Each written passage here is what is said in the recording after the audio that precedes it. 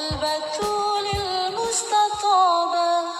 Assalamualaikum sahabat YouTube, ketemu lagi di channel Sinau Rasa. Kali ini kita akan mendengarkan ceramah Ustadzah Halimah Alidrus. Mari kita ikuti bersama. والبتول المستطابة والنبي ثم الصحابة فساد ومجابا. Alhamdulillahi Rabbil Alamin, bihi nasta'in ala umuri dunya waddin. Wassalatu wassalam ala ashrafil anbiya wal mursalin sayyidina wa maulana Muhammadin wa ala alihi wa sahbihi ajma'in. Subhanaka la ilma lana illa ma 'allamtana innaka antal alimul hakim. Rabbi shrah li sadri wa yassir li amri wahlul 'uqdatan min lisani yafqahu qawli. Amma ba'du. Alhamdulillah teman-teman sedikit sekalian yang saya muliakan. Semoga Allah Subhanahu wa taala limpahkan keberkahan pada sore hari ini sehingga dengannya Allah Subhanahu wa taala memberikan ilmu-ilmu yang bermanfaat. Semoga Allah kasih rahmat pada kita sekalian yang dengannya Allah membukakan pintu-pintu hati kita sehingga kita mendapatkan ilmu yang bermanfaat. Ilmu yang menjadi cahaya menuntut kita dalam kegelapan di atas muka bumi ini, menuntun kita dalam kegelapan di dalam kuburan nanti, menuntun kita dalam kegelapan menuju akhirat nanti insyaallah. Amin ya rabbal alamin. Sedikit sekalian saya muliakan hari ini. Sebelum kita mulai, kita akan awali dulu dengan membaca suratul Fatihah. Dengan keberkahan suratul Fatihah, semoga ilmu kita menjadi ilmu yang manfaat seperti yang tadi saya sampaikan. Dan juga semoga Allah SWT mudahkan akal pikiran kita untuk bisa menerima ilmu tersebut. Memudahkan saya untuk dapat menyampaikan, memudahkan teman-teman untuk bisa menerima ilmu dengan sebaik-baiknya insyaallah. Fatihah biniyatin nafa' wal intifa' wal mudzakarah wat tadhkir ibtigha' mardatih wa qurbih wa thawabih wa husnil khatimah ma'al lutfil afiyah wa salahil akibah wa ila hadratin Nabi Muhammad sallallahu alaihi wa alihi wasallam. Al-Fatihah.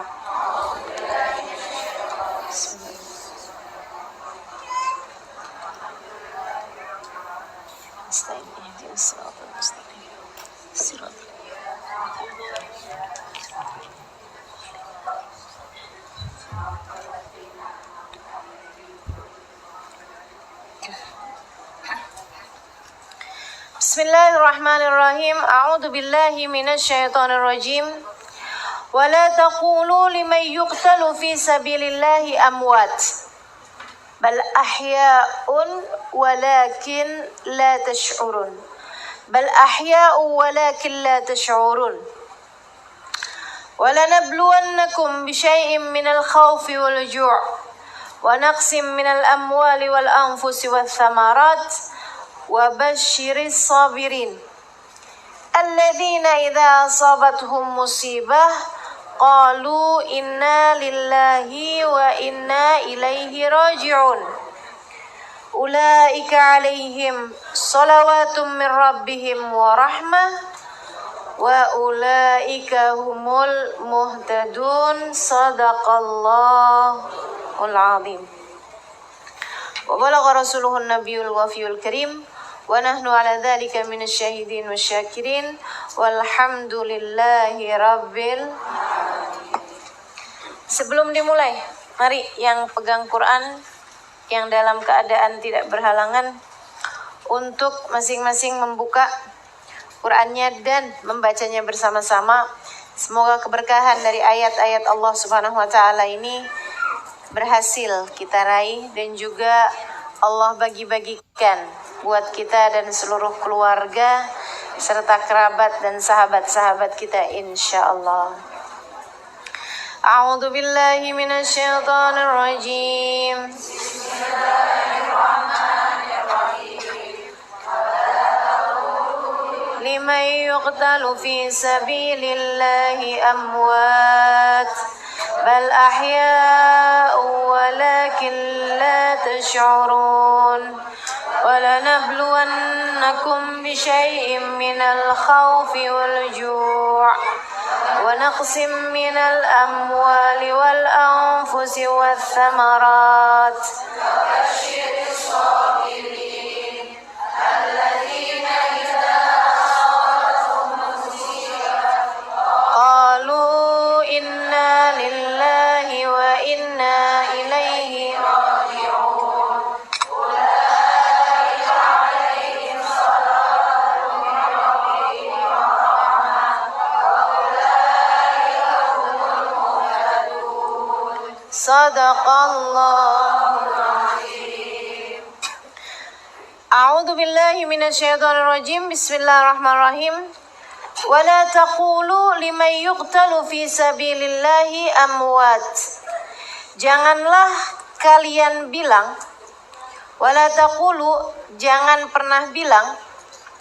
bilang liman yuqtalu fi sabilillah, liman terhadap orang, yuqtal yang terbunuh fi sabilillah dalam jalan Allah.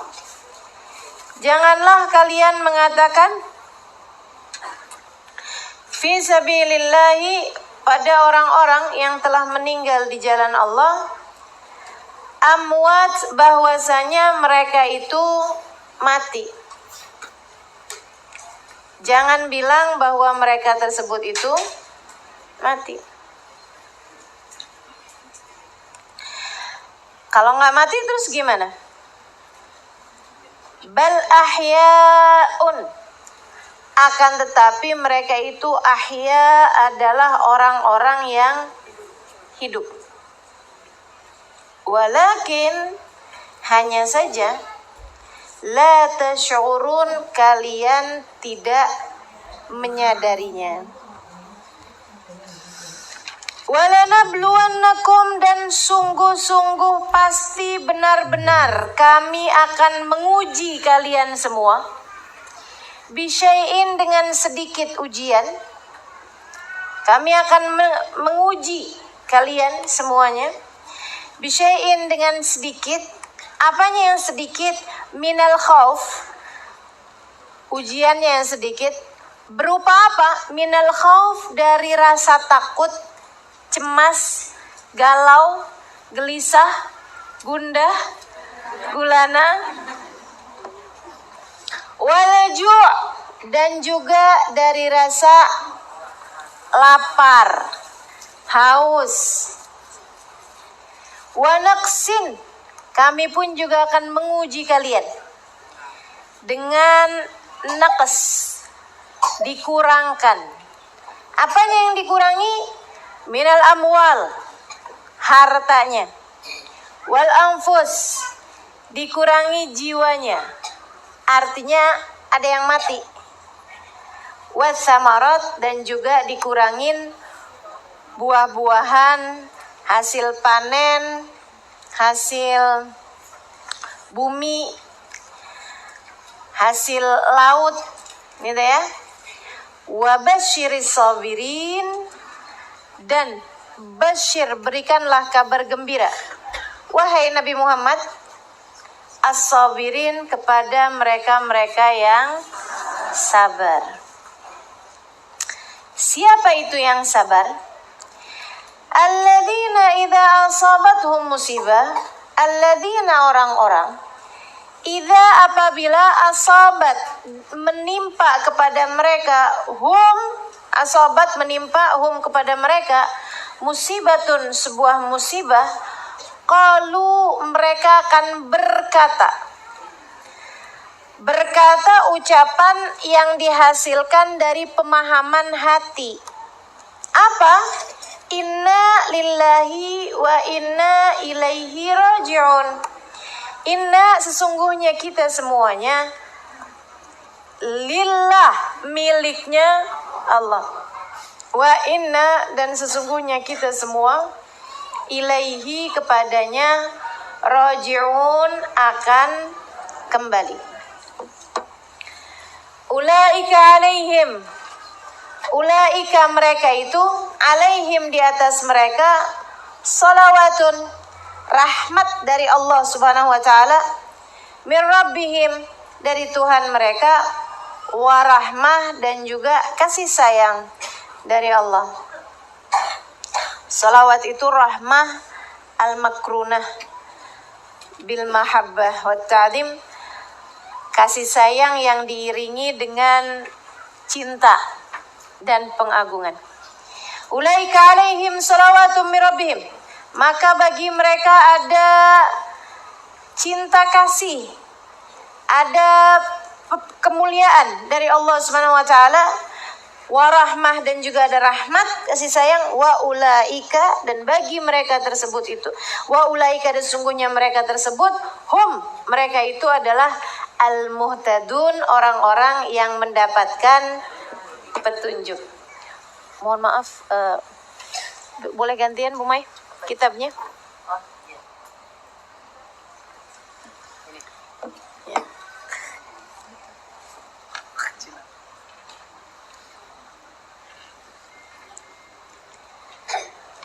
Wa ulaika humul muhtadun, dan sesungguhnya mereka itu al-muhtadun, orang-orang yang mendapatkan petunjuk. Itu bunyi dari firman Allah Subhanahu wa taala bersama dengan artinya. Teman-teman sekalian saya muliakan, yuk kita bahas satu-satu. Janganlah kalian bilang bahwa orang yang sudah mati di jalan Allah itu mati. Mereka hidup di sisi Allah. Mereka hidup di sisi Allah, hanya saja kalian tidak menyadarinya.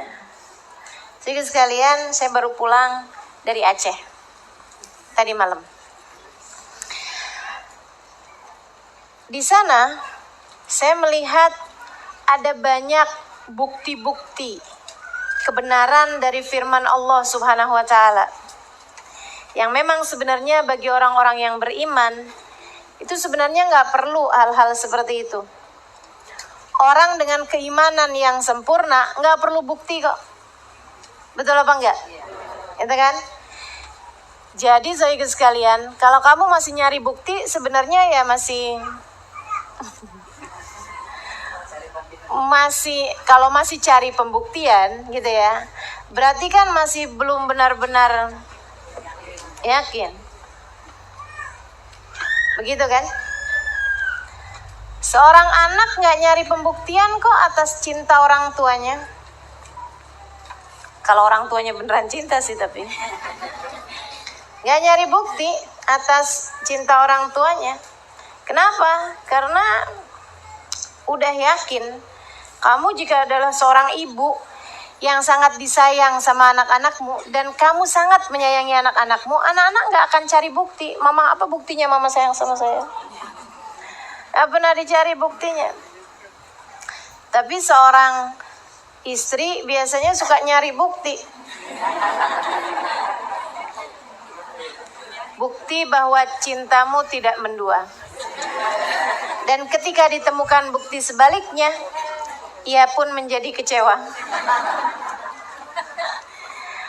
Orang nyari bukti itu kan karena ragu-ragu, betul nggak? Ya. Dan karena Allah tahu betapa sangat banyak hamba-hambanya yang berada dalam keraguan, Allah pun kemudian membuktikannya. Dengan begitu banyak tanda-tanda kekuasaan Allah Subhanahu wa taala. Teman-teman sekalian, di Aceh sana itu seperti mana yang teman-teman tahu, gitu kan ya? Bersama dengan dahsyatnya tsunami yang datang pada waktu tersebut, kan ada masjid yang tidak terkena tsunami, bukan? Namanya masjid apa? Masjid Raya Baitur Rahman. Saya udah sampai. Saya dulu ngirain bahwa masjid tersebut tidak roboh saja ketika terjadinya tsunami. Orang bisa bilang Mungkin karena bangunan-bangunannya sangat kokoh. Kan begitu? Mungkin karena desainnya sangat-sangat canggih atau dibentuk sehingga memang tidak mudah untuk terkena hempasan tsunami. Ternyata tidak begitu teman-teman sekalian. Karena kalau bentuknya aja ada banyak bangunan-bangunan yang didesain lebih kuat daripada masjid tersebut dan semuanya luluh lantak terbawa tsunami. Orang sampai kapal layar besar, saya juga udah lihat tuh. Dari tengah-tengah lautan bisa ada di tengah-tengah kota. Luar biasa benar ya. Jadi memang bukan main-main kekuatan tsunami. Itu tuh masjid itu tuh kecil banget dibandingkan dengan tingginya ombak dan besarnya tsunami pada masa tersebut. Tapi teman-teman sekalian, ternyata bukan hanya tidak roboh itu masjid, akan tetapi air tidak masuk di dalamnya. Jadi saat terjadinya tsunami, ya, itu tuh air cuma muter-muter aja di situ, nggak bisa masuk. Dan teman-teman sekalian, bukan hanya masjid itu ternyata yang tidak rubuh dan tidak dimasuki oleh air saat terjadi tsunami. Akan tetapi ada beberapa tempat-tempat yang lain yang kemudian diketahui bahwa tempat tersebut kira-kira apa? Diskotek?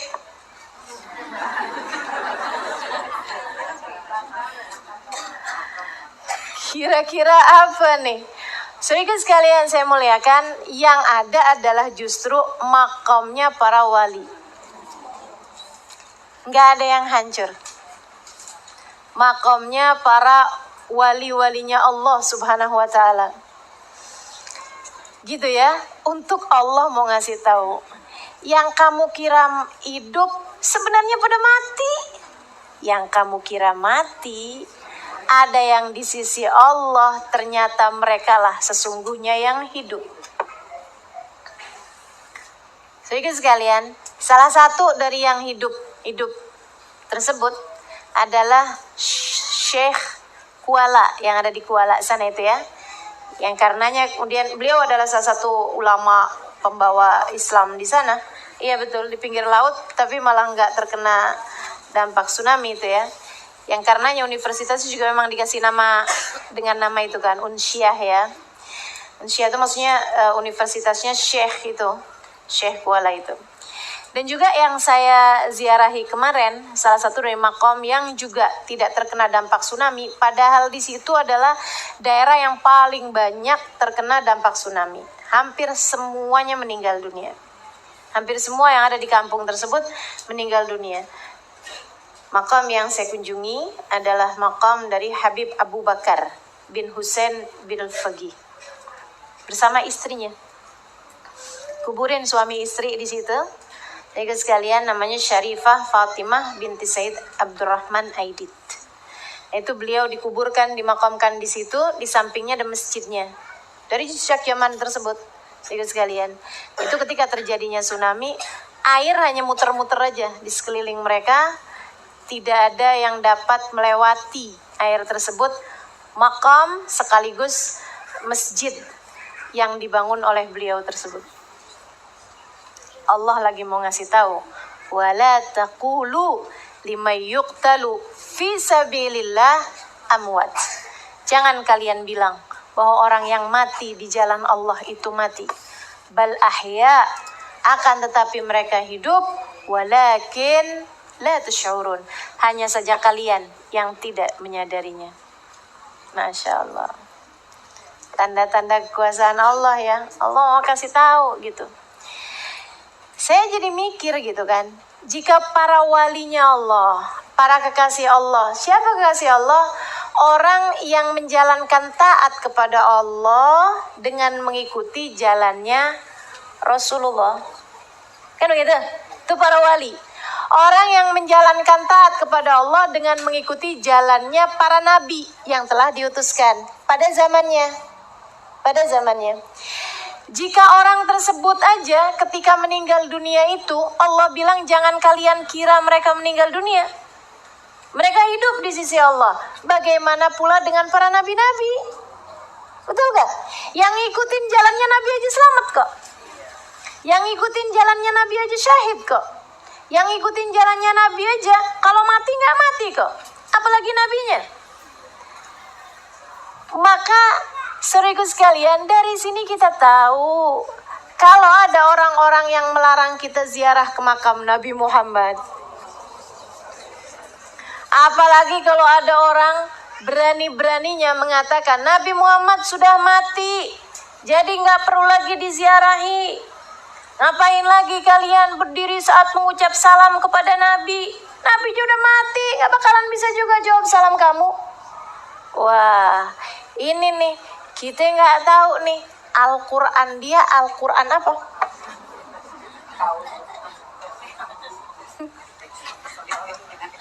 Al-Quran KW. Sebab di Al-Quran yang kita baca, yang turun kepada Nabi, yang Allah janjikan untuk terjaga sampai akhir masa, Allah bilang janganlah kalian sangka, janganlah kalian bilang bahwa orang yang mati mengikuti jalannya Nabi di jalan Allah Subhanahu wa Ta'ala, janganlah kalian sangka mereka mati. Karenanya saudaraku sekalian yang saya muliakan, adalah merupakan hal yang penting bagi kita untuk datang kepada orang-orang yang hidupnya di atas muka bumi membuat kita lebih hidup, yaitu para ulama. Membuat ruh kita lebih hidup, bukan begitu? Itu ya? Yang mendidik, membesarkan kita, teman-teman saudaraku sekalian. Ketika kita hidup di dunia dengan menghadiri majelis-majelis para ulama, menghidupkan jiwa. Dan pula, saudaraku sekalian, adalah penting bagi kita untuk menziarahi orang-orang yang hidup mereka tidaklah hidup. Yang mati mereka tidaklah mati, akan tetapi mereka hidup di sisi Allah. Mereka hidup, hanya saja kalian tidak menyadarinya. Begitu katanya. Begitu kata Allah Subhanahu wa Ta'ala. Kalian aja nggak menyadari. Dari sini teman-teman saudaraku sekalian, kita tahu bahwasanya nilai manusia tuh satu sama lain nggak sama. Kan gitu ya? Nilai manusia tuh satu sama lain nggak sama. Ada orang yang hidup, tapi sejatinya mati. Ada orang yang mati, tapi sejatinya hidup. Maka teman-teman saudaraku sekalian, nih kita nih sekarang lagi dikasih kehidupan. Kita lagi dikasih kehidupan. Harapannya kita mati pun dianggap nggak mati, tetap hidup harapannya. Tapi sekurangnya sekali lagi, jangan jadi orang mati di saat sedang hidup. Kan begitu? Siapa tuh yang mati walaupun dia sedang hidup? Teman-teman sekalian, kalau ngelihat orang yang lagi pakai narkoba, coba lebih mirip orang mati apa lebih mirip orang hidup?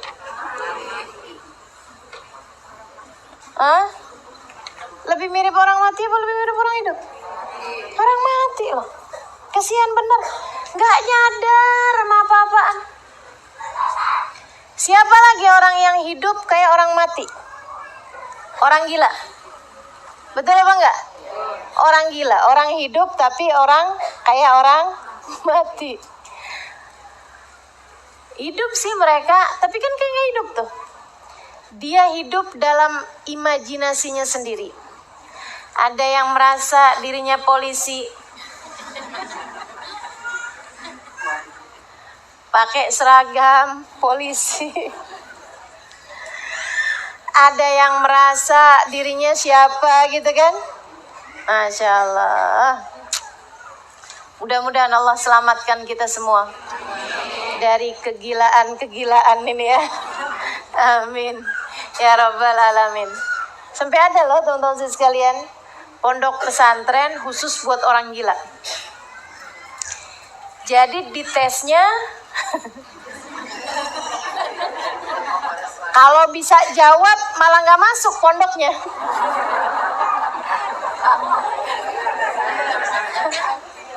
ya kan? Gitu ya, dicek nama kamu siapa?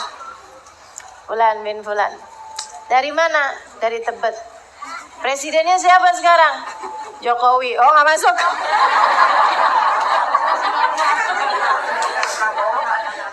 Begitu ditanya gitu kan, presiden kamu siapa? Soekarno kayaknya. Masuk. Begitu ya. Jadi teman-teman sekalian saya muliakan, tuh ada tuh rumah sakit tuh seorang gila. Jadi kiainya, syekhnya, kalau manggil muridnya nggak namanya Syekh Siti Jenar. Ada yang bangun merasa dirinya Syekh Siti Jenar. Sunan Gunung Jati, ada yang bangun tuh. Merasa dirinya Sunan Gunung Jati. Ada yang satu nggak bangun-bangun. Panggil ini, panggil itu, nggak bangun-bangun juga. Kalau kamu siapa? Malaikat Jibril. Ternyata dia Lia Eden ya. Ya Allah. Jadi teman-teman sekalian saya muliakan, ini orang hidup tapi mati. Siapa lagi tuh? Orang hidup tapi mati. Orang yang lupa sama tujuan hidupnya. Kayak mati aja dia. Lupa dikasih tujuan hidup buat apa. Jadi dia tidak melaksanakan tugasnya. Disuruh beriman sama Allah, disuruh ibadah sama Allah, hidupnya nggak ada tujuannya. Mereka adalah orang-orang yang hatinya mati, badannya aja yang hidup. Jangan sampai kita menjadi salah satunya. Mudah-mudahan kita adalah orang-orang yang Allah jadikan hidup dengan sehidup-hidupnya. Gitu ya. Jangan sampai kita mati di dalam kehidupan kita sendiri ini. Sehingga sekalian, nah orang-orang dengan tingkat kehidupan yang paling berkualitas, mereka hidup lillah wa fillah. Mereka hidupnya karena Allah, fillah, di jalannya Allah Subhanahu wa taala. Mereka hidupnya paham bahwa saya hidup untuk Allah Subhanahu wa taala. Jadi dia makan karena Allah, dia tidur karena Allah, dia berjalan karena Allah, dia mengerjakan sesuatu karena Allah. Pakai baju bukan cari yang paling cakep, tapi karena Allah. Dia berdandan karena Allah. Berdandan karena Allah gimana? Istri yang bersolek di hadapan suami. Kalau mau kondangan malah dihapus-hapusin solekannya. Tapi kalau dia di rumahnya bersama suaminya, tuh biar seneng suami ngelihatnya, begitu kan ya? Sampai dari keseringannya pakai lipstik, suami nggak tahu warna bibirnya sebenarnya apa. Nggak begitunya juga kali ya. Ya Allah. Jadi teman-teman sekalian saya muliakan, dia berdandan karena Allah. Mau hadir pengajian, mau ngajar, dandan dulu pakai lipstik. Kenapa gitu? Biar yang lihat seenggaknya nggak kirain lagi sakit. Begitu kan? Jadi sekalian saya muliakan, lillah. Dia hidupnya karena Allah. Dia menikah karena Allah. Dia menjomblo karena Allah. Jadi jangan salah. Kalau orang bisa menikah karena Allah, orang juga seharusnya bisa menjomblo karena Allah, gitu. Kalau kamu mikir hanya orang yang menikah yang bisa karena Allah, berarti kalau menjomblo nggak bisa karena Allah, kamu jadinya belum sempurna jadi hamba kalau masih jomblo juga. Nah itu kamu harus bilang bahwa saya kalau nanti menikah, saya akan menikah karena Allah. Dan sekarang saya masih menjomblo, yarhamukillah, juga karena Allah. Gitu ya. Sama halnya dengan ketika kita sholat karena Allah, ketika kita meninggal sholat di saat mens juga karena Allah. Kan begitu? Semuanya kita lakukan karena Allah, teman-teman sekalian. Bukan hanya sholatnya yang kita lakukan karena Allah. Ninggal sholat di saat mens, menjamak sholat di saat memang diperbolehkan karena sedang safar, kita melakukan semuanya juga karena Allah Subhanahu wa ta'ala. Kita puasa, lapar karena Allah. Ketika kita nggak berpuasa pada hari raya Idul Adha, 3 hari tasyrik, atau pada hari-hari biasa di mana kita nggak berpuasa, kita juga makan karena Allah. Laparnya karena Allah, kenyangnya karena Allah, tidurnya karena Allah, jaganya karena Allah. Semuanya dilakukan karena Allah. Nah, orang-orang dalam tingkatan tertinggi, lillah wa fillah. Fillah gimana? Fillah itu artinya jalanin sesuai dengan aturannya Allah. Dia makan karena Allah dengan caranya Rasulullah. Fillah itu namanya. Ya, di jalannya Allah SWT. Cara makannya sesuai, cara tidurnya sesuai, cara bergeraknya sesuai, cara berpakaiannya sesuai. Kalau dia menikah, cara menikahnya sesuai. Kalau dia menjomblo, cara jomblonya sesuai. Ini cara jomblo yang sesuai syariat kayak gimana? Jomblo yang gak pacaran dan jomblo yang bahagia, jangan jadi jomblo yang ngenes.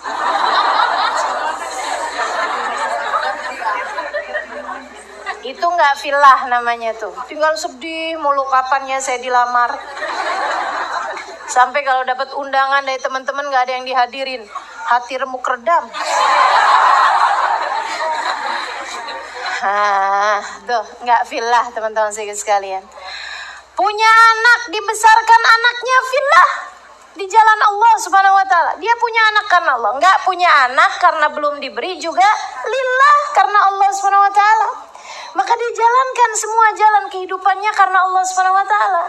Sambil selalu bahagia, teman-teman sekalian. Ingat, kebahagiaan adalah hak segala bangsa.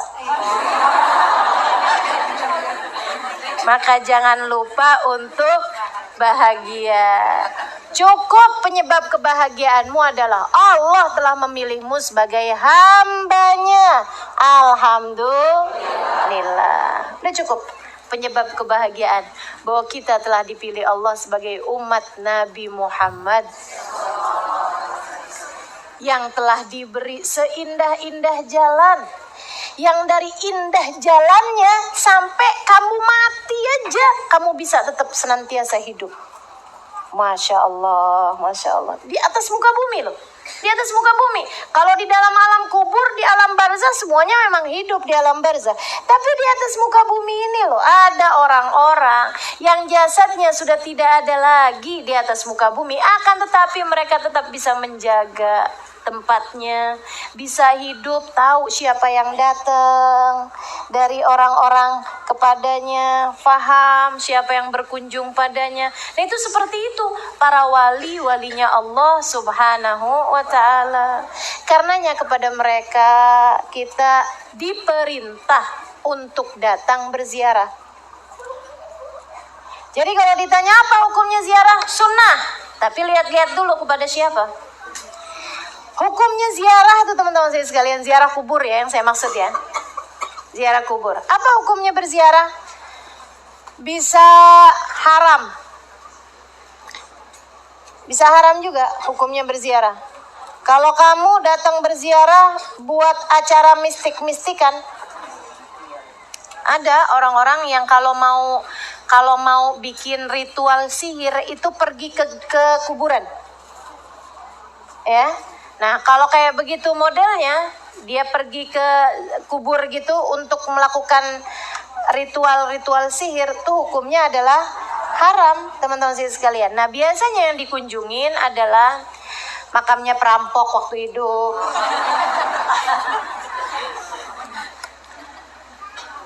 Makamnya orang-orang yang paling diturunkan setan paling banyak di situ ya. Diturunkan laknat paling banyak, naudzubillah min dzalik. Gitu kan?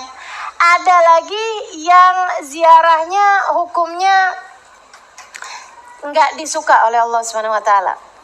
Ya, hukumnya makruh. Gimana tuh? Ziarah ke kubur orang-orang yang dimurka Allah Subhanahu wa taala atau enggak makruh juga sih ya. Ziarah yang makruh adalah ziarah yang kamu lakukan dapat menimbulkan fitnah. Misalnya, kamu pergi berziarah ke makam orang tuamu. Oh, makruh ya? Enggak makruh sebenarnya. Tapi kalau kamu di saat berziarah itu, kamu kemudian Jamnya jam 12 malam. Bawa payung. Warnanya hitam. Gitu ya. Nah ini nih, hukumnya jadinya makruh teman-teman saya sekalian. Kenapa? Karena membuat fitnah di masyarakat. Siapa itu? Ziarahnya sih ke makam suaminya, tapi dia jamnya 12 malam pakai payung pula, padahal nggak hujan. Pakai kacamata hitam, pakai semua serba hitam-hitam. Nah, itu kan bisa menimbulkan fitnah.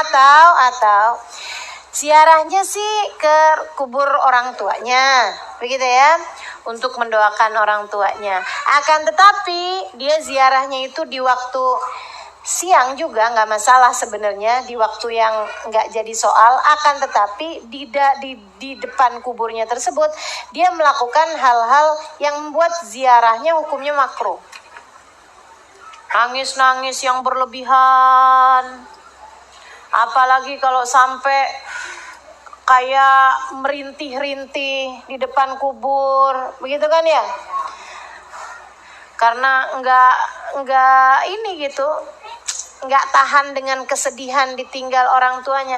Nah, ziarah yang model-model seperti itu hukumnya menjadi makruh. Selebihnya ada ziarah yang boleh-boleh aja, gitu ya, mubah hukumnya. Kapan tuh ziarah yang hukumnya mubah? Itu ketika kamu pergi ke tempat orang tuamu, misalnya gitu, di waktu yang boleh, begitu kan ya? Dan kamu pun melakukan hal-hal yang baik-baik aja, nah itu hukumnya adalah mubah. Tapi yang kamu lakukan di dalamnya bisa menjadikan hukum ziarah tersebut menjadi sunnah ataupun makruh, seperti yang tadi saya sampaikan. Kalau kamu depan makamnya kamu baca Fatihah, kamu baca Yasin, kamu baca zikir, kamu baca doa, hukumnya menjadi sunnah. Tapi kalau di depan kuburnya tersebut kamu nangis-nangis, merintih-rintih, meratap-ratap, maka hukum ziarahnya menjadi makruh. Nah, teman-teman sekalian, ada hukum ziarah yang sunnah. Apa tuh? Berziarah ke makam para nabi ataupun berziarah ke makam para wali. Itu hukumnya teman-teman sekalian menjadi sunnah. Kenapa? Sebab dengan kamu berziarah, tudzakirukumul akhirah, mengingatkan kalian kepada akhirat, dan juga membuat kalian bisa mengerti banyak tentang hal-hal yang indah di sisi Allah SWT, tentang kebaikan-kebaikan. Masya Allah teman-teman sekalian, cobain aja, sering-seringlah datang berziarah ke makam para wali. Kamu akan mengerti apa yang saya sampaikan ini. Dan kamu pun akan faham makna firman Allah SWT, wala taqulu liman yuqtalu fi sabilillahi amwat. Janganlah kalian kira bahwa orang yang mati di jalan Allah, orang yang meninggal dunia di jalan Allah itu mati. Bal ahya, mereka hidup. Sama halnya dengan kalian datang kepada seseorang yang soleh, orang yang kamu muliakan, orang yang ilmunya Masya Allah, orang yang keadaannya Masya Allah menjadi panutan. Kamu kalau datang di saat mereka hidup, datang keluarnya nggak pernah sia-sia teman-teman saya sekalian, bukan begitu? Pulangnya Masya Allah, hati yang asalnya tadi gelisah jadi senang, kan begitu ya? Yang asalnya lagi ragu-ragu jadi lagi bingung, pulang-pulang jadi mantap hatinya, jadi enak hatinya. Yang asalnya lagi dalam keadaan gelisah jadi tenang hatinya. Itu seperti itu ketika kita datang kepada orang-orang yang tercinta di sisi Allah SWT, yang tercinta di sisi Allah di saat mereka masih hidup. Nah, ketika di saat mereka sudah meninggal dunia pun juga kurang lebih rasanya sama. Sedikit sekalian saya muliakan, rasanya juga kurang lebih sama, begitu kan? Makanya kalau datang berziarah, anggap seperti yang Allah sampaikan dalam ayat ini. Wala taqulu liman yuqtalu fi sabilillahi amwat. Mereka hidup kok, kata Allah, bal ahya. Mereka hidup. Jadi tanamkan rasa yang seperti itu dalam hatimu. Mereka hidup. Kalau mereka hidup, apa nih yang kira-kira kamu akan sampaikan? datang berziarah ke makam Nabi, mohon maaf teman-teman sekalian, saya sering sampaikan kepada orang yang sedang bersama dengan saya, pergi ziarah ke makam Rasulullah misalnya, atau pergi ziarah ke makam para wali misalnya gitu. Kalau kamu berziarah ke makam Nabi Muhammad alaihissalam, mohon maaf saudaraku sekalian, adalah penting bagimu untuk sholat di Raudhah, tapi tidak sepenting kamu bermuajahah dengan baginda Nabi Muhammad alaihissalam. Sementara yang orang-orang selalu sampaikan kan ya, sholat aja 2 rakaat di Raudhah, sholat aja 2 rakaat, habis itu keluar. Bahkan di saat kita mau menghadapkan diri kita ke makam Nabi Muhammad, mereka bilang kiblatuna, kiblatnya ke arahnya sana, jangan ngadep sini, jangan ngadep sini. Sampai saya pernah dengan telinga saya, rasanya saya kalau nggak karena adab kita di rumah Nabi Muhammad alaihissalam, rasanya pengen saya samperin gitu. Ya Allah, kok kamu bisa-bisanya ngomong seperti itu? Tidak sayangkah kamu terhadap dirimu gitu? Teman-teman sekalian, ada gitu yang bilang ngadepnya ke sana, kiblatnya ke sana, jangan ngadep ke sini, Nabi Muhammad udah mati. Wow, luar biasa. Maka teman-teman sekalian saya muliakan, nggak gitu modelnya. Nabi Muhammad apalagi sebagai Sayyidus Syuhada, sebagai pemimpin para syahid. Syahid itu kan orang yang menjadikan hidupnya buat Allah. Dan menurutmu siapa yang lebih daripada Nabi Muhammad alaihissalam? Syahid itu adalah orang yang mengikuti jalannya Nabi Muhammad. Kan begitu ya? Nabi Muhammad adalah Nabiyus Syuhada, nabinya para syahid. Nah, jika orang yang mati syahid aja di jalan Allah, jangan kalian sangka mereka mati, mereka hidup di sisi Allah, apatah lagi Nabi Muhammad. Maka kalau kamu datang berziarah kepada Nabi Muhammad, kalau keburu buat sholat silakan, nggak keburu buat sholat nggak apa-apa. Mohon maaf, nggak penting sholatnya dibandingkan dengan sholat di Masjidil Haram misalnya. Saya nggak lagi bilang sholat nggak penting ya teman-teman saya sekalian. Maksud saya ada yang aham minal muhim. Sholat penting, tapi ini jauh lebih penting. Apa itu? Bayangkan Nabi Muhammad, ada apa yang kira-kira akan kamu sampaikan padanya? Apa yang kamu akan sampaikan padanya? Maka sekalian saya muliakan, saat kamu datang berziarah ke makam Nabi, bahkan dari mulai awal masuk ke kota Madinah, datang ke kotanya Nabi Muhammad alaihissalam.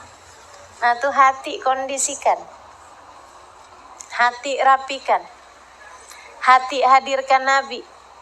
Jangan sampai kamu datang padanya, akan tetapi lebih pantesan diusir daripada diterima.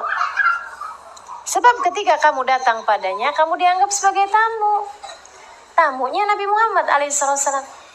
Orang yang bahkan di Madinah kerjaannya berbuat dosa, kerjaannya ngomongin orang, kerjaannya berbuat kerusakan, kerjaannya nyakitin hati orang.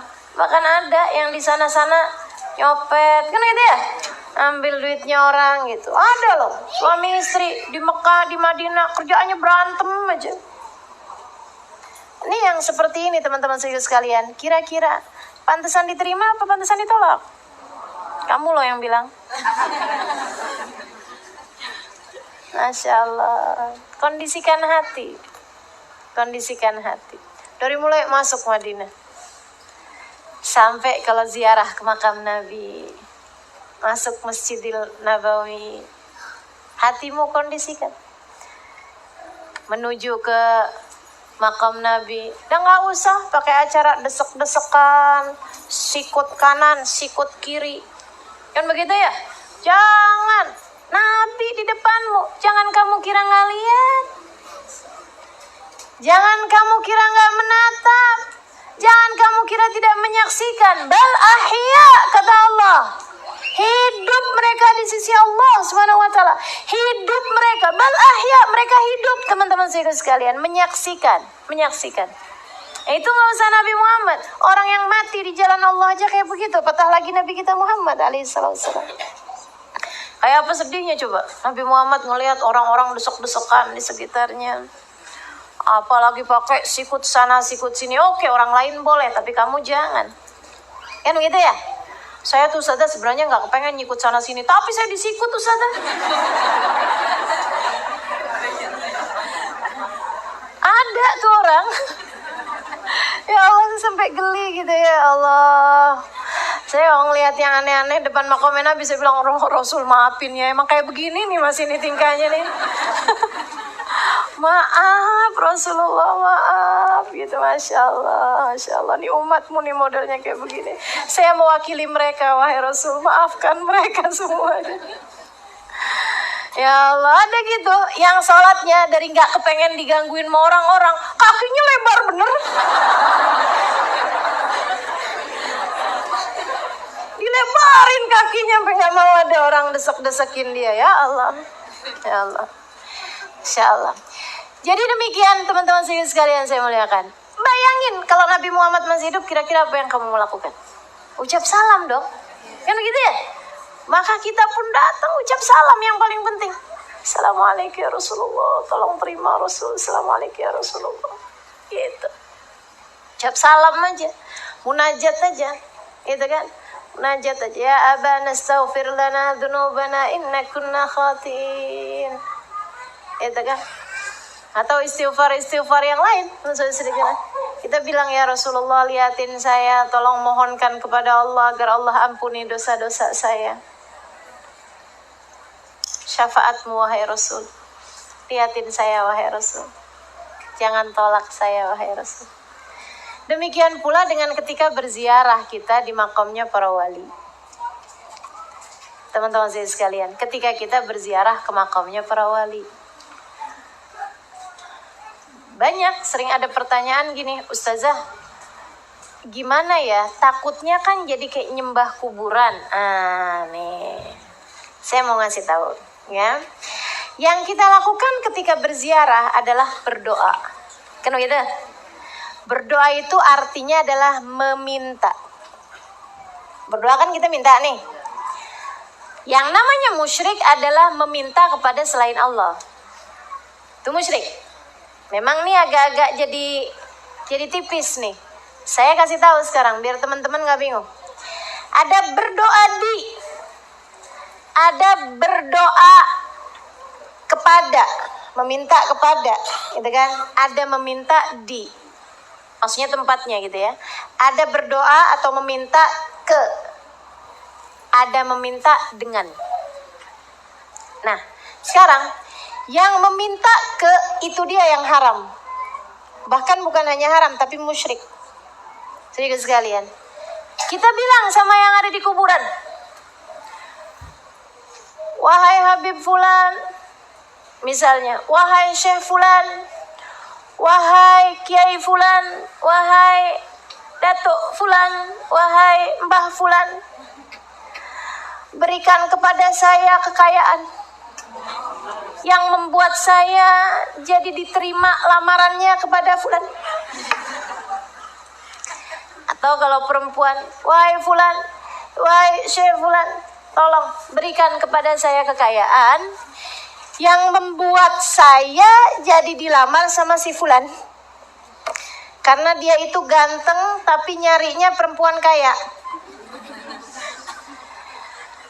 Kalau kayak gitu masalahnya kamu telah musyrik. Itu sih sebenarnya gak usah sama yang meninggal dunia, sama yang hidup juga bisa menjadi penyebab kemusyrikan. Kalau kamu mengakui atau berkeyakinan bahwa dia memiliki sesuatu tersebut dengan dirinya, bukan dari sesuatu yang telah diberi oleh Allah Subhanahu wa Ta'ala. Kan itu ya? Datang kepada makamnya salah satu waliullah misalnya, atau salah satu dari siapalah yang makamnya diziarahin, kemudian dibilang kayak gini, Mbah, tolong ampuni saya ya Mbah. Yang punya ampunan cuma satu, namanya masukkan saya kepada surga Mbah. Lah, dia gak punya surga, teman-teman saya sekalian. Bahkan kepada Nabi pun kamu gak bisa begitu. Kalau kamu datang ke makamnya Nabi Muhammad kemudian bilang, ya Rasulullah, masukkan saya ke dalam surgamu. Nabi Muhammad bilang, saya gak ikut-ikutan punya surga. Saya hanya mengajak orang menuju surga. Jelas? Jadi gak boleh meminta ke. Gitu, meminta ke. Nah ini kan yang kemudian jadi musyrik-musyrik ini adalah orang-orang yang pergi ke gunung apa, kemudian meminta kepada rohnya gunung apa? Oh pada tahu? Curiga saya. Begitu ya, minta atau yang datang-datang kepada dukun-dukun, kemudian minta kecantikan, minta kekayaan. Padahal teman-teman saudaraku sekalian, kalau kamu mikirin tuh ya, kamu datang ke dukun minta kekayaan, nah dianya sendiri buka praktek karena mau kaya. Kok bisa percaya gitu? Kan aneh namanya. Datang ke dukun minta biar cantik. Coba lihatlah dukun tuh mukanya kayak apa. Kalau dia bisa bikin orang jadi cantik, dia jadi ratu kecantikan. Begitu kan ya? Nggak jadi dukun dia. Jadi teman-teman saya sekalian, nah itu musyrik namanya. Itu musyrik. Kita nggak minta ke kuburan. Nggak ada ceritanya kita minta ke kuburan. Begitu kan ya? Bahkan kita tidak meminta kepada orang yang hidup. Ini sejatinya iman. Yang sering saya ajarkan kepada teman-teman. Kepada suamimu aja jangan minta. Halo? Walaupun jarang yang ngamalin. Saya ngajarin bolak-balik, jarang yang ngamalin ya. Kepada orang tuamu aja kamu jangan minta. Kan begitu ya? Terus mintanya kepada siapa? Kepada Allah yang punya semuanya, teman-teman saya sekalian. Mintanya kepada Allah. Sama suami itu ceritain aja keadaannya. Tanpa ada bahasa meminta, gitu kan? Kalau dia nggak ngerti-ngerti juga.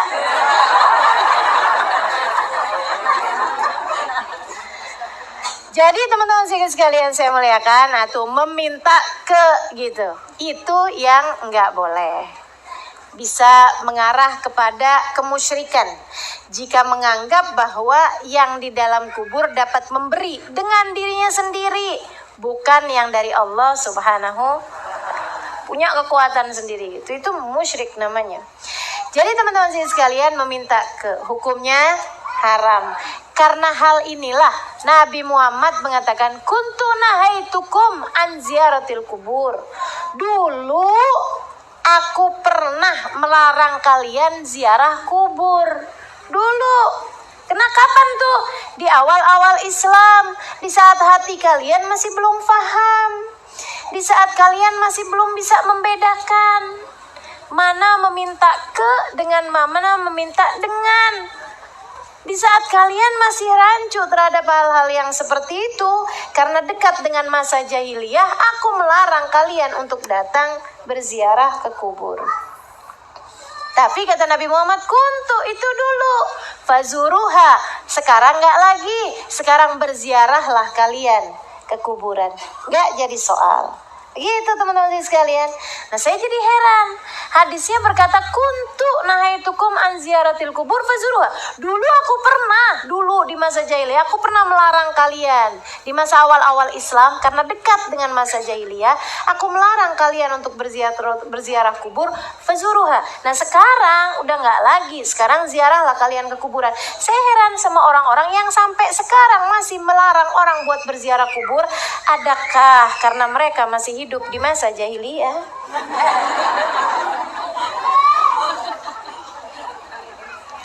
Kan gitu konsepnya. Betul? Betul. Kalau masih awal-awal Islam, di saat Islam nih datang nih, misalnya ke Indonesia gitu ya, ada ulama-ulama melihat nih orang-orang nih masih pada suka nyembah kuburan, suka nyembah pohon gitu. Beliau kemudian melarang, jangan ziarah kubur, jangan ziarah kubur. Kita ngerti. Tapi kalau udah zaman kapan nih Islam datang ke Indonesia kita ini ya? Saudaraku sekalian, udah ratusan tahun, orang bahkan sudah paham segala macam hal. Saya rasa nggak jadi soal buat kita bagi tahukan kepada masyarakat kita bagaimana hukum sesungguhnya untuk ziarah ke kubur. Bahkan Bahkan Nabi Muhammad mengatakan, zurul kubur fa innaha tudzakirukumul akhirah. Berziarahlah kubur karena itu akan mengingatkan kalian kepada akhirat, akan mengingatkan kalian kepada kematian. Ibu-ibu, saudaraku sekalian saya muliakan, Nabi sangat menyuruh kita untuk selalu mengingat kematian. Nabi menyuruh kita untuk mengingat akhirat. Dan teman-teman sekalian, kalau Nabi nyuruh kita buat ingat itu kan harus ada situasinya, harus ada kondisinya untuk kita bisa ingat. Betul apa enggak? Maka teman-teman saudara sekalian, cara untuk mengingat kematian tersebut itu yang Nabi Muhammad juga perintahkan. Salah satunya adalah dengan berziarah. Kamu pergi ke mall sama pergi ziarah kubur, mana yang membuatmu lebih ingat kepada kematian? Kamu pergi ke pasar dengan kamu pergi ziarah makam, ziarah kubur, mana yang lebih mengingatkanmu kepada kematian? Nah, itu akan membuatmu tahu gitu bahwasanya mana pekerjaan yang hukumnya adalah haram ataupun makruh, begitu kan ya? Dan mana pekerjaan yang seharusnya hukumnya adalah sunnah, adalah perkara-perkara yang dianjurkan. Gitu ya. Nah, jadi saya kembalikan tadi, ada yang berdoa kepada, berziarah dengan meminta ke, dan itu hukumnya adalah haram. Saudara sekalian, ada yang berdoa di. Nah, kalau berdoa di, tergantung makam yang kamu datengin. Kan begitu? Saudara sekalian, kalau makamnya itu adalah makamnya orang yang biasa-biasa hidupnya waktu di dunia, biasa-biasa dalam artian ada kebaikan, ada pahala, tapi ada dosanya juga, gitu kan? Maka sekalian saya muliakan, berdoa di ke tempat tersebut itu boleh-boleh aja, tapi hanya sekedar boleh, tidak mustahab, tidak sunnah. Misalnya, mohon maaf, orang tua kita, ya, kita punya ibu, kita punya bapak, kita punya suami, kita punya saudara-saudara gitu. Bagusan mana ya? Kita ziarah kubur atau berdoa di rumah? Nah, kalau masalahnya adalah mereka adalah kubur orang-orang yang biasa-biasa, dalam artian waktu hidup di dunia ada pahala, ada juga dosa-dosanya. Nah, maka doa di dalam rumahmu itu ya maksudnya tidak ada kesunahan bagimu untuk datang berziarah ke makam mereka. Dan tentu saja nggak perlu bagi kamu untuk datang ke makamnya Abu Lahab, Abu Jahal, Mujamil, gitu ya, untuk berdoa. Sebab mereka adalah orang-orang yang tempatnya tidak merupakan tempat mustajab untuk berdoa. Sama nih kayak orang-orang nih kan, kayak orang-orang secara umum nih. Ada orang-orang, teman-teman saya sekalian, yang keberadaannya di mana tempat membuat Allah menurunkan rahmat. Kalau kamu bertemu dengan salah satunya, maka di hadapan mereka banyaklah berdoa. Pada saat itu doamu sangat mungkin diijabah oleh Allah Ta'ala. Kenapa gitu? Sebab lagi turun rahmatnya Allah. Kan gitu ya? Makanya kita kalau di majelis suruh banyak doa. Karena kan lagi majelis itu sendiri, bukan yang berbicara. Majelisnya itu sendiri adalah sebab turunnya rahmat. Maka banyaklah berdoa, doamu sangat mungkin diijabah. Kan gitu. Kalau misalnya saya sedang bertemu dengan Hubabah Bahiyah almarhumah dulu, kita bertemu dengan Al-Mukarram Al-Habib Umar bin Hafid misalnya, bertemu kita dengan Hubabah Nur misalnya. Nah, saat kita bertemu, teman-teman saya sekalian, nggak usah kamu datang untuk doakan saya begini begitu segala macam, nggak perlu. Bukan nggak perlu, maksud saya itu bagus, itu perkara yang sangat bagus. Tapi kalaupun enggak, kita berdoa di depan mereka, kita berdoa bersama dengan mereka, itu adalah merupakan salah satu tempat dari doa-doa mustajab. Kenapa? Karena keberadaan mereka menjadi sebab turun rahmatnya Allah Subhanahu wa Ta'ala. Nah itu, hidup begitu, mati pun juga begitu. Ada orang-orang di mana matinya mereka, tempatnya tersebut tetap menjadi tempat turunnya hujan rahmat Allah Subhanahu wa Ta'ala di atas muka bumi ini. Salah satunya itu tadi, makam dari orang-orang yang bahkan terjadi tsunami sekalipun Allah tunjukkan. Betapa tempat tersebut aku turunkan hujan rahmatnya Allah Subhanahu wa taala, gitu ya.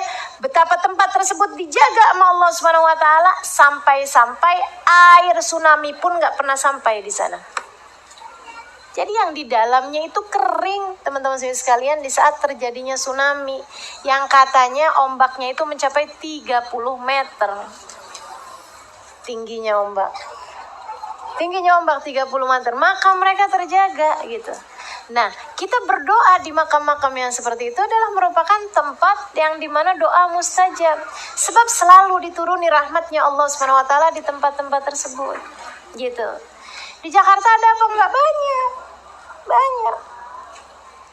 Makam Luar Batang, makam Kuitang, makam Cikini. Kita juga udah ditunjukkan tanda kekuasaan Allah Subhanahu wa taala. Tuh makam Cikini sempat mau dipindahin. Karena tanahnya jadi tanah yang sendiri gitu ya, sementara di sekelilingnya mau dibikin hotel. Oleh sahibul magam, maksudnya keluarga dari Habib ini, mereka pikir karena selama di Cikini juga kurang banyak orang berziarah, dah dipindahin aja sekalian gitu. Dipindahkannya pun bukan asal-asal mindahin gitu, mereka kotakin tanahnya gitu, dibelah tanahnya, diiniin jadi kayak kue lapis. Nah ya, kayak kue cake gitu loh, diambil kotak terus ditarik gitu kan. Jadi memang nggak menyentuh jasad beliau gitu, dibawa pergi nantinya rencananya seperti itu ke Kuitang, biar bersama dengan anaknya yang justru malah lebih banyak diziarahi daripada ayahnya. Yang di Kuitang itu Habib Ali bin Abdurrahman Al-Habsyi. Teman-teman sekalian, beliau adalah murid Sohibul Maulid Habib Ali bin Muhammad Al-Habsyi yang ada di Sewun, ya, yang ada Sewun Hadramaut.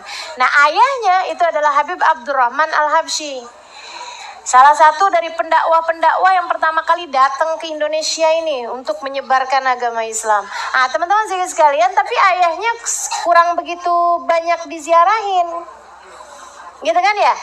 Beliau meninggal di Cikini. Akhirnya kemudian di saat tanahnya tersebut di sekelilingnya kabarnya mau dibikin hotel, mereka pun kemudian tanda tangan kontrak untuk dipindahkan jenazahnya dan tanahnya kebeli sama mereka gitu. Subhanallah, di saat baru mau adanya pembersihan makam tersebut, di sekelilingnya tuh baru mau rapi-rapiin begitu kan ya, udah kebeli apa segala macam, ternyata teman-teman sekalian keluar air nggak bisa terbendung di tempat tersebut sampai dengan sekarang begitu kan ya. Malah waktu pertama-tama keluar tuh berapa tahun yang lalu itu kan ya, kayak nggak ada yang pada dengar kabarnya nih ya. Belum lama kok itu, 10 tahunan paling ya. Belum 10 tahun juga ya. Nah, itu malah ketika pertama-tama keluar tuh airnya wangi, teman-teman sekalian. Bau-bau pandan-pandan gitu loh. Mau bener-bener wangi banget gitu. Saya waktu itu sempat dapat airnya gitu kan. Saat awal-awal itu yang sepertinya menunjukkan gitu bahwa saya nggak mau dipindahin, saya udah betah di sini, udah nggak apa-apa. Pokoknya saya nggak mau dipindahin, nggak mau tahu gitu. Itu airnya dipakein apa aja nggak bisa, yang akhirnya sekarang jadi sumur itu di situ. Insyaallah. Kejadian baru beberapa tahun. Wala taqulu liman yuqtalu fi sabilillahi amwata. Jangan kamu kira bahwasanya orang yang matinya waktu hidupnya sabilillah, waktu hidupnya mereka selalu berada dalam jalan Allah. Jangan kalian sangka ketika mereka mati. Bal ahyaun, akan tetapi mereka tetap hidup. Walakin la tash'urun. Kamu aja yang nggak tahu dengan menyangka mereka mati. Hati-hati teman-teman sekalian. Ini para kasih Allah Subhanahu wa taala, hidup matinya dijaga sama Allah Subhanahu wa taala. Kurang ajar sama mereka. Oh, urusannya sama Allah Subhanahu wa taala bukan main. Kalau kalian ke Indramayu di belakang rumah saya, nggak seberapa jauh, nggak nyampe 500 meter dari rumah saya, ada makam kakek kami. dari belah ibu. Namanya Habib Muhammad bin Abdurrahman Asgaf. Teman-teman sekalian saya muliakan, di depannya ada sebuah masjid. Satu hari masjidnya itu mau dilebarin. Satu hari ini masjidnya mau dilebarin. Saya cerita bulan lalu di sini ya? Bukan ya? Gimana ya? Nah ini teman-teman sekalian, nanti kalau bisa saya cerita, oh iya benar. Kebaca banget sih. Jadi habis berapa tahun yang lalu gitu ya, berapa belas tahun yang lalu, nah itu keluarga kami dipanggil sama pihak masjid. Ayah saya dan ada kakaknya, abangnya ibu saya diundang sama pihak masjid karena kami adalah pewaris dari tanah makam tersebut ya. Mereka minta untuk jenazahnya dipindahin aja ke tempat yang lain karena mereka ingin melebarkan masjid. Nah masjidnya ini dilebarin nggak memungkinkan kalau nggak ke arah makam itu gitu. Kalau ke sana kena apa, kalau ke sini kena jalan, jadi satu-satunya kena ke depan. Nah ke depannya ini makam gitu. Dari pihak keluarga masih yang, wah kita nggak berani nih kalau mau memutuskan hal yang seperti ini. Karena kan gini teman-teman sekalian, kata Allah walakin la tash'urun. Orang tuh kan nyangkain mereka mati.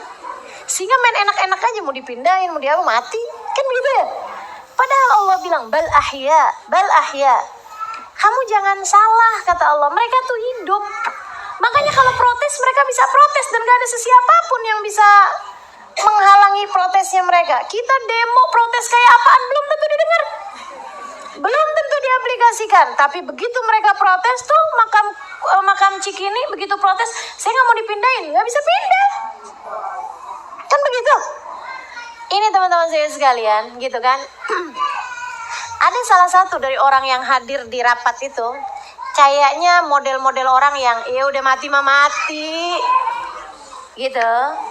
Dari kalangan orang-orang yang ngapain sih pakai ziarah kubur.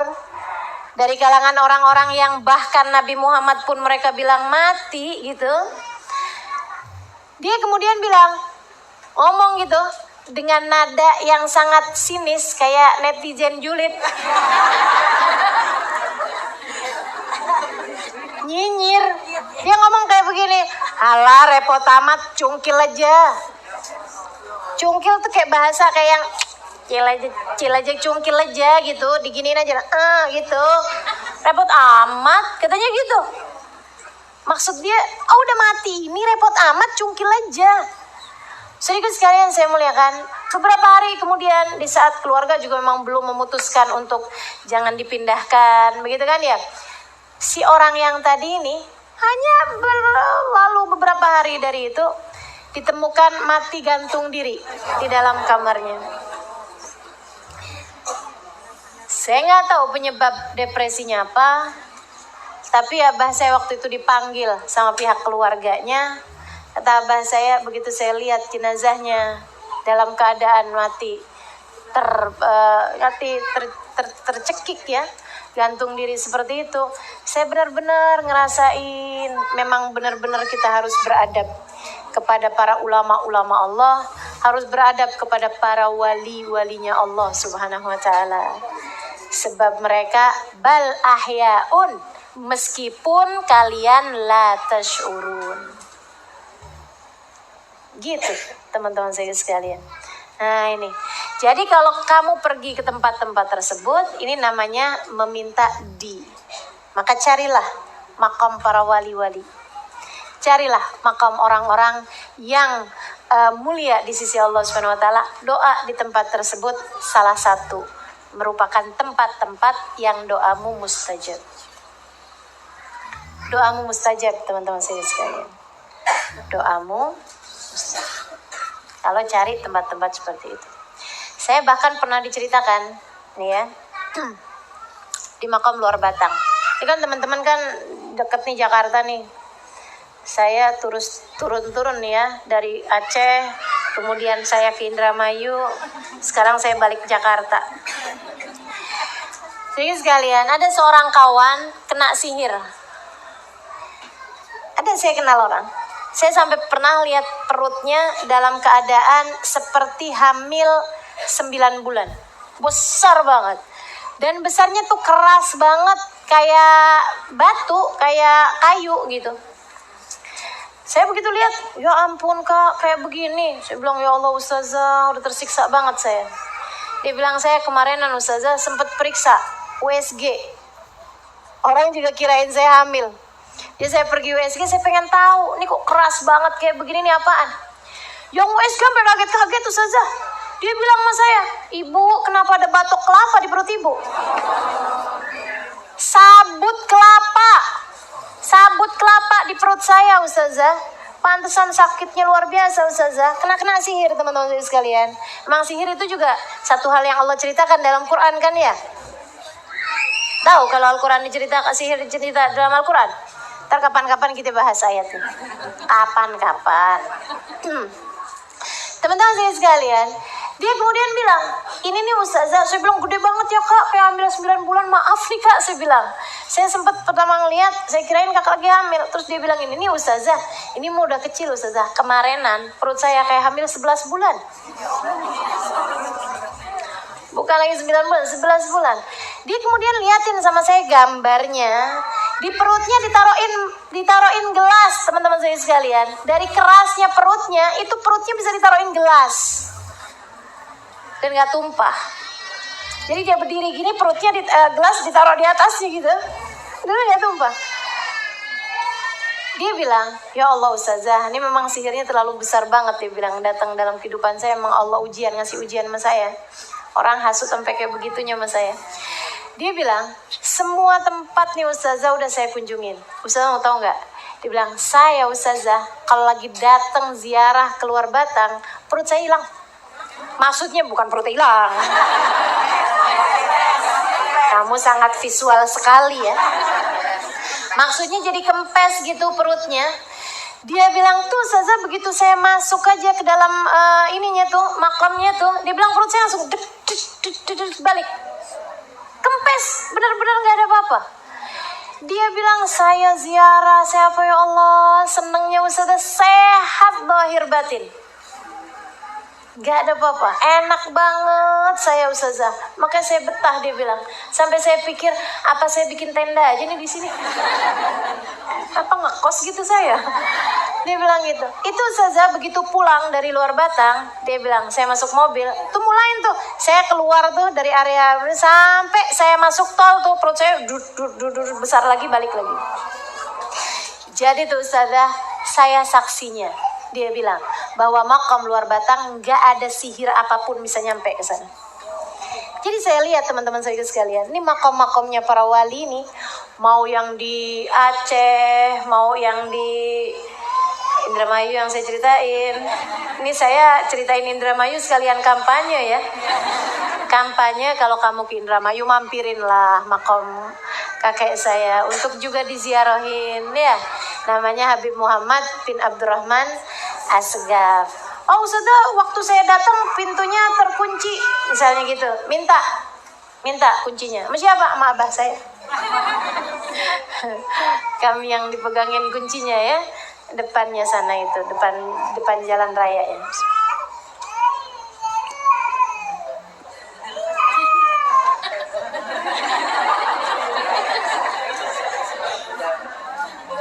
Sedihnya coba diajak keluar itu. Iya. Baik, begitu teman-teman saya sekalian, terakhir meminta dengan. Ini udah terakhir nih. Jadi sekalian saya muliakan, kalau kamu berziarah ke makam para wali, ini yang terbaik yang kita lakukan. Bukan meminta boleh, itu juga bagus. Kamu berdoa minta kepada Allah, ya Allah, ini sehatkan badan saya, ya Allah ampuni seluruh dosa-dosa saya, ya Allah berikan kepada saya begini begitu segala macam gitu ya. Ya Allah anak saya di pondok pesantren ya Allah. Tapi kamu berdoanya di sana, di makamnya para wali-wali, itu merupakan salah satu tempat mustajab untuk berdoa. Yang terakhir, yang terbaik untuk dilakukan, meminta dengan. Apa maksudnya meminta dengan? Kita meminta kepada Allah SWT dengan keberkahan orang yang kita datangi tersebut. Gitu ya. Baik bahasanya kepada yang diziarahin atau bahasanya kepada Allah SWT. Ya Allah, dengan keberkahan orang yang kami kunjungi ini, gitu ya. Kalau ke makam Nabi, bijahir Rasul sallallahu alaihi wasallam. Ya Allah, dengan keberkahan Nabi Muhammad alaihi wasallam, dengan kemuliaan orang yang saya sudah datangi jauh-jauh dari Indonesia ini, ya Allah, kabulkan doa saya, ampuni dosa saya, begitu. Gitu ya. Kalau misalnya kamu datang ke makamnya para wali, ya Allah, dengan keberkahan beliau ini, ya Allah, keberkahannya Habib Husain bin Abu Bakar Ali Idrus Luar Batang misalnya, gitu, ya Allah, kabulkan doa-doa kami, ya Allah, kabulkan hajat kami, gitu kan. Atau kita mukhatabnya kepada beliau, gitu kan. Bib, kami datang kepadamu, Bib. Semoga dengan kedatangan kami kepadamu, Allah mengijabah doa kami dengan keberkahanmu. Nah, itu juga boleh, karena bal ahyaun walakin la tashurun. Seperti itu teman-teman sekalian, meminta kepada Allah Subhanahu wa taala. Sekali lagi, kita hanya meminta kepada Allah Subhanahu wa taala, tapi kita bisa meminta dengan keberkahan mereka tersebut. Sama halnya dengan kalau kita mau ketemu orang-orang mulia, kadang-kadang kalau kita sendiri kan siapa kita? Man ana, kan begitu ya? Akan tetapi kalau kita pergi sama seseorang yang orang tersebut dikenal di orang yang kita mau datengin, orang mulia ini kan lain tuh. Nah, itu seperti itu teman-teman sekalian. Maka kita meminta kepada Allah SWT dengan keberkahan mereka yang kita ziarahi tersebut, begitu ya. Nah, itu yang akan saya sampaikan, dan mohon maaf saya nggak keburu membahas ayat-ayat yang sesudahnya, karena memang yang saya ingin bahas sebenarnya memang ayat ini juga, gitu ya. Saya pikir kalau ada waktu saya bahas ayat yang sudahnya. Jadi ayat yang sudahnya nanti akan saya bahas di pertemuan yang selanjutnya, insya Allah. Mudah-mudahan fi khair wa lataf wa afiyah, amin ya rabbal alamin. Jadi teman-teman saya sekalian, bulan depan bulan apa sih? Bulan Oktober. Nah, salah satu dari yang ingin saya sampaikan juga mengenai para kekasih-kasih Allah Subhanahu wa taala dan para ulama-ulama Allah Subhanahu wa taala yang ketika mereka meninggal dunia itu mereka juga tetap ahya inda rabbihim yurzaqun, begitu ya, atau bal ahya walakin la tash'urun. Sedikit sekalian, di antara yang hidup-hidup juga ada di antara mereka yang kita tahu tingkat keilmuannya, tingkat kepenghambaannya kepada Allah, tingkat hidup lillah wa fillahnya berada dalam tingkatan mereka telah layak disebut para kekasih-kasih Allah.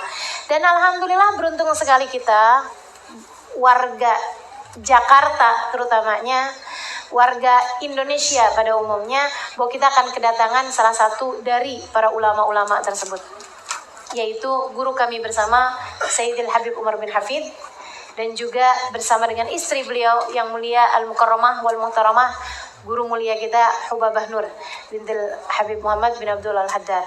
Teman-teman sekalian saya muliakan, kita bisa menghadiri beberapa majelis-majelis beliau, insya Allah. Tunggu sebentar, saya akan menyampaikan undangannya untuk teman-teman sekalian. Hubabah Nur ini teman-teman sekalian tinggal di sebuah negara, tinggal di sebuah daerah namanya Tarim, Hadramaut, Yaman. Itu semua orang di sana nggak ada yang ninggal salat jamaah. Orang di sana itu nggak ada yang ninggal tahajud. Orang di sana itu ahli-ahli ibadah. Segitunya beliau tinggal di sebuah negara yang ahli ibadah orang-orangnya. Beliau itu dijulukinya Ubadah Nur. Dipanggilnya orang ahli ibadah, yaitu Nur. Maksudnya di tempat yang orangnya ahli ibadah aja, beliau dianggap sebagai sang ahli ibadah. Dapat julukan si ahli ibadah itu, gitu, perempuan yang ahli ibadah. Kira-kira gimana ibadahnya coba? Kebayang, betul apa enggak? Kita tinggal di Indonesia yang ibadah biasa-biasa aja bukan ahli ibadah. Hubabah Nur nih teman-teman sekalian saya muliakan, orang-orang yang seperti itu, gitu. Jadi beliau ini nggak di mana, kayak begitu itu ibadahnya. Dan saudaraku sekalian saya muliakan, di Indonesia beliau, saya kalau udah lihat beliau itu ya, antara zikir, antara ngajar, antara belajar, antara baca kitab, antara nih di Indonesia. Beliau kalau lagi di negerinya, di kotanya, itu beliau biasa menjamu tamu hari-hari. 200 orang, 300 orang, beliau masak sendiri. Dibantu sama beberapa orang, tapi beliau yang masak. Tamunya Habib Umar atau tamunya beliau dari berbagai macam negara, hari-hari teman-teman sekalian 200 orang, 300 orang, 500 orang kayak gitu. Beliau masak sendiri. Saya tahu persis karena kadang-kadang dulu waktu saya di sana, saya ikut bantuin motong. Marhaban bil qailatan. Jadi teman-teman sekalian, kita insya Allah akan menghadiri majelisnya. Majelisnya hari Minggu ada haul, ya, haul Syekh Bakar bin Salim, yaitu pada tanggal 22 di Cidodol. Itu datang pagian karena memang acaranya dihadiri ratus ribu orang, gitu ya. Nah, kemudian acara yang mau saya sampaikan itu acaranya Habib Umar bin Hafid. Nah, kemudian acaranya Ubah Benur, saya undang semua teman-teman. Saya merencanakan satu acara, yaitu daurah pembacaan kitab yang akan dibaca oleh kami teman-teman Daruz Zahra, yang akan disyarahkan. Nah, saya diberikan keterangan oleh Habib Ubah Benur. Insya Allah kita menghatamkan satu kitab pada hari tersebut dari pagi sampai sore. Tempatnya di Menara 165, Ballroom Granada di atas, ya. Tanggal 23 hari Senin. Karena memang kita di Indonesia ini, di Jakarta ini cuma kebagian dapat 4 hari teman-teman sekalian. Dan ini adalah salah satu hari beliau di Indonesia yang dapat hari Senin. Ya, hari terakhir beliau ada di Indonesia, ada di Jakarta. Dari pagi sampai sore di Ballroom Granada Menara 165. Oke, insya Allah kita akan hadiri. Malam harinya acara yang terakhir yaitu bersama dengan Habib Umar bin Hafid di Monas. Untuk acara yang Menara 165 itu, teman-teman silakan hadir. Nggak usah pakai pendaftaran, nggak ada pembayaran. Jadi semuanya gratis. Tapi teman-teman juga nggak usah bawa makanan. Insya Allah kita akan sediakan makanannya untuk makan siang. Karena kan acaranya dari pagi sampai sore juga. Gratis juga makanannya. Akan juga karena kitabnya membahas kitab, akan juga dibagikan kitabnya secara gratis. Jadi teman-teman sekalian, cuman perlu datang aja. Perlu datang, duduk, menyimak kajian-kajiannya dengan baik, insya Allah, mudah-mudahan. Begitu ya? Hadir? Insya Allah.